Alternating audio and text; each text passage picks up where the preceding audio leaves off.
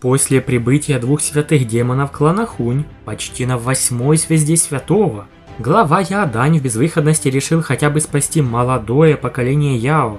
Он незамедлительно обратился за помощью к Сяо Яню.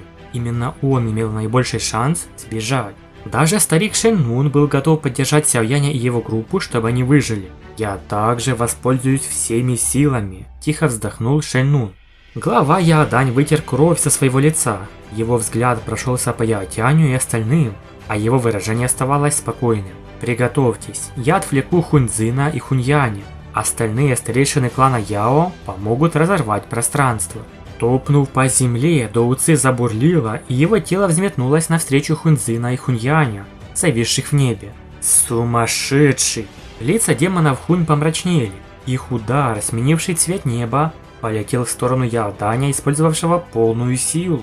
Пока дуэт клана Хунь разделял битву с Яоданем, старейшины клана Яо взлетели в небо и направили взрывные атаки в одну точку. Пространство задрожало, и то место оказалось сильно разреженным. Оттуда проявились символы черного пламени, и пространство под дикими ударами в итоге взорвалось. «Поспешим!» В момент рассеивания черного пламени из тела Сяо Яня вырвалось пламя розового цвета и сформировало огненный барьер, который накрыл Яо Тяня, Яо Лин и еще нескольких старейшин клана Яо. Северный король из-за спины защищал Яо Лао. Скорость группы была выжата до максимума в попытке достичь пространства, где появилась небольшая трещина. Во всем царстве Яо возникали взрывы. Эксперты из клана Яо уничтожали и тело, и душу, нанеся мощный урон барьеру. Группа Сяо Яня на предельной скорости безумно бросились к области, где происходило больше всего взрывов. Печать в том месте уже была взорвана. Им было бы нетрудно прорваться через раскрывшееся пространство. Эксперты из различных фракций также внимательно следили за Сяо Янем. Они понимали, что в такой хаотичный период им невозможно спастись, полагаясь на собственные силы. Однако цель клана Хунь заключалась в уничтожении всех живых существ в царстве Яо. Естественно, они не могли просто так позволить Сяо Яню и кому-либо еще уйти. Эксперты из клана Хунь немедленно изменили свою цель. Они бросились и окружили группу Сяо Яня со всех сторон, намереваясь прикончить. Выражение Сяо Яня застыло. Он как раз собирался напасть, когда старик Шэнь Нун сзади взмахнул тростью. Сразу же зеленое море пламени быстро распространилось. Зеленые лозы переплетались вокруг фигур, которые упорно к ним спешили. Сяо Янь вздохнул с облегчением, когда старик Шэнь Нунь атаковал. «Господин Пустота, остановите Сяо Яня! У этого отродья также имеется нефрит Тоше». Хунь Худзи, который все еще сражался со старейшиной Ваньхо, поспешно вскрикнул, увидев, что группа Сяо Яня летит и все ближе приближается к выходу. Но пожирающее пустоту пламя холодно ответил с некоторым раздражением. «Ты вообще видишь, чем я сейчас занят? Или может мне еще и разделиться надвое, чтобы создать себе копию и заняться этим вместо тебя?» Хунь Худзи замолчал, услышав это. Пожирающее пустоту пламя может и было самым сильным существом из присутствующих, но оно не только делило свое внимание для стабилизации печати, но также пострадало от фрагмента души Яо Ди во время большой битвы. Кроме того, оно в настоящее время превратилось в бесчисленных членов клана Тунлин. У него не хватало сил, чтобы разделить свое внимание. Но тут вмешался Хунь Янь, один из 4 святых демонов клана Хунь. Он насмешливо взглянул на Яо Даня. «Хуньцзин, я оставлю тебе этого Яо Даня, а сам займусь тем парнем».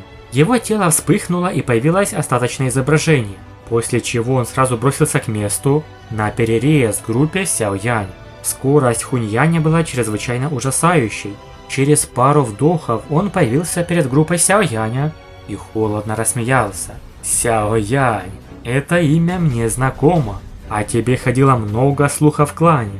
Если бы я не готовился к плану, то уже вышел и встретился с тобой.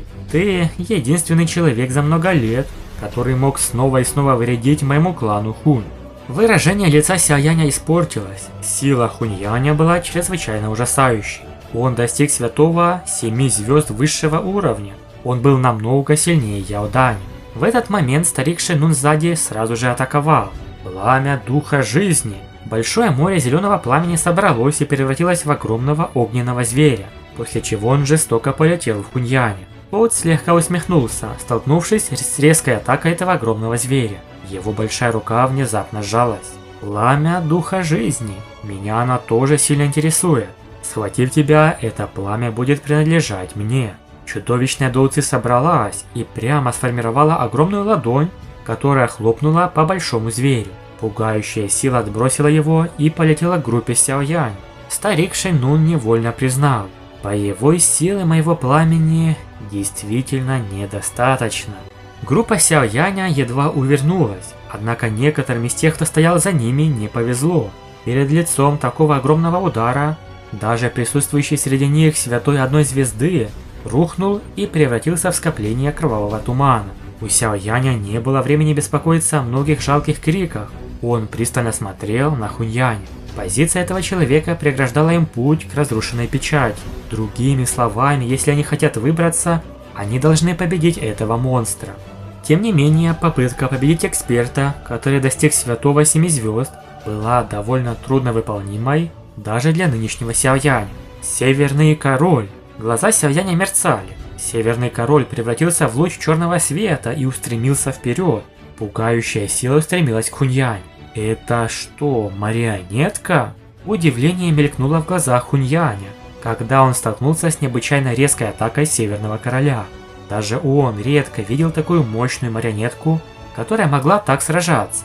Физическое тело может быть сильным, но марионетка в конечном счете остается марионеткой. Хотя Хуньянь был удивлен, он не отступил даже немного. Чудовищная Доуци вздулась. Он явил большую руку, которая легко встретила атаку Северного короля. Ветер сбился, когда он ударился ладонью вперед. Огромная и могучая Доуци заставила Северного короля отступить. На его несравненно твердом теле появились некоторые шрамы. Учитывая силу Северного короля, ему было слишком трудно сражаться против эксперта святого 7 звезд высшего уровня. Малышка И.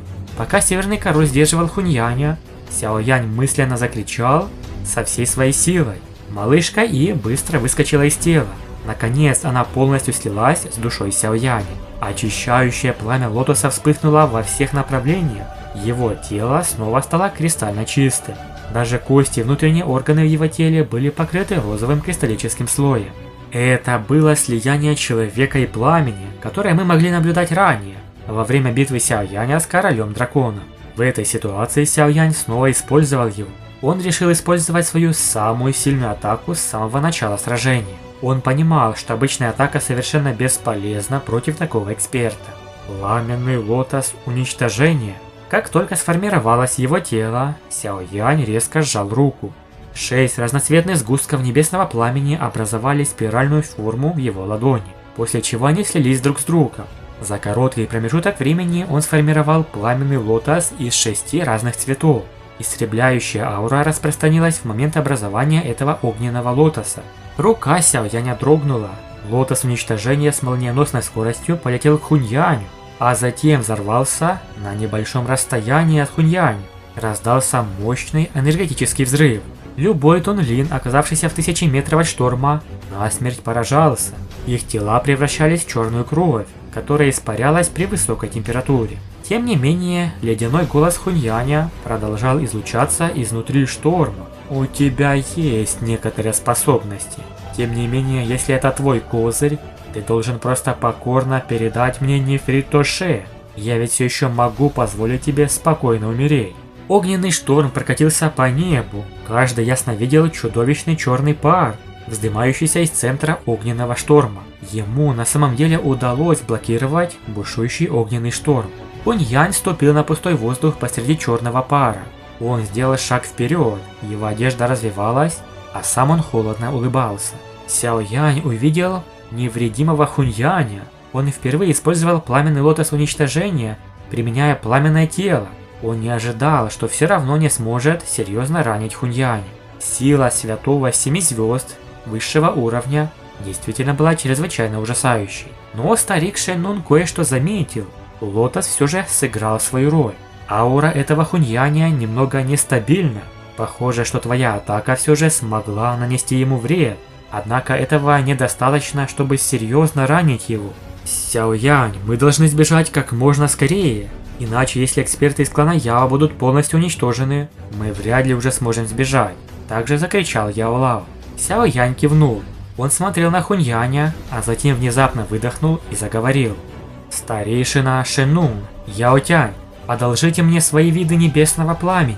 Старик Шенун и Яо Тянь были поражены его словами, однако в данный момент они не задавали вопросы. Старик Шенун отреагировал первым. Он махнул рукой, и трость в его руке тут же оказалась в руке Сяо Яня. Яо Тянь также быстро выплюнул скопление темно-коричневого пламени. Холодный блеск вспыхнул в глазах Хуньяня. Пламя Духа Жизни 5-е в рейтинге и пламя Земной Черепахи 13-е в рейтинге быстро превратились в два пламенных разных цветка в руках Сяо Яня. Он ощущал от них небольшое сопротивление. В конце концов, эти два типа небесного пламени уже имели своих владельцев. Но на помощь пришла Сяо И. Благодаря полному слиянию с маленькой И он временно получил возможность использовать чужие виды небесного пламени. Теперь у него было не 6, а 8 видов небесного пламени, 6 его собственных и 2 заимствованных в клане Яо. Сливающееся пламя издало глубокий звук после присоединения этих двух видов небесного пламени. Выражение Сяо Яня стало мрачным, когда он почувствовал изменения в своем пламени. Несмотря на то, что в настоящее время он обладал духом небесного пламени малышкой И, он действительно мало знал об этих видах небесного пламени. Естественно, он столкнулся с трудностью во время слияния. Но если ему удастся объединить все 8 в один пламенный лотос,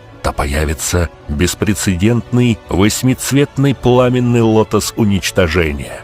И его сила должна была стать по-настоящему ужасающей. Мощь пламенного лотоса, сформированного из 8 типов небесного пламени, действительно могла уничтожить мир. Святой клана Хунь 7-й звезды обнаружил эти пугающие колебания. Его взгляд сосредоточенно наблюдал за 8-цветным пламенем в руках Сяо Яня. Его глаза невольно дергались, даже он ощущал опасность от этой силы. Этот парень действительно необычный. Он только Святой 5 звезд, но способен высвободить такую пугающую атаку. Огненный лотос ярко засветился. Бесчисленные колонны света, содержащие в себе силу истребления, вспыхнули. Они выстрелили из огненного лотоса. Любой человек, пораженный огненным лотосом, будет превращен в пепел практически сразу. Эксперт Хуньянь 7-й звезды был поражен первым. Его тело пронзило насквозь. Однако в этот момент он не превратился в пыль. Чудовищная Дао Ци продолжала вырываться из его тела, стараясь изо всех сил блокировать эрозию от силы истребления. Однако огненный лотос, слитый из 8 типов небесного пламени, был непрост.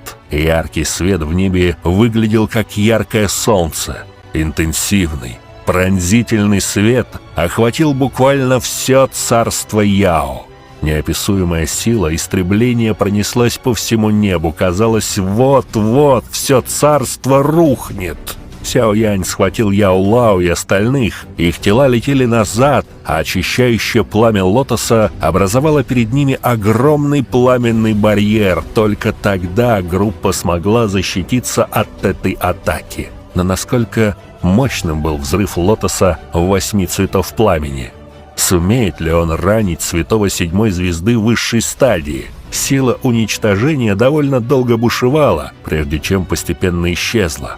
Черная фигура начала падать. Эксперт клана Хунь 7-й звезды беспомощно упал, разбившись о землю, и образовал большую яму. Сяо Янь смотрел.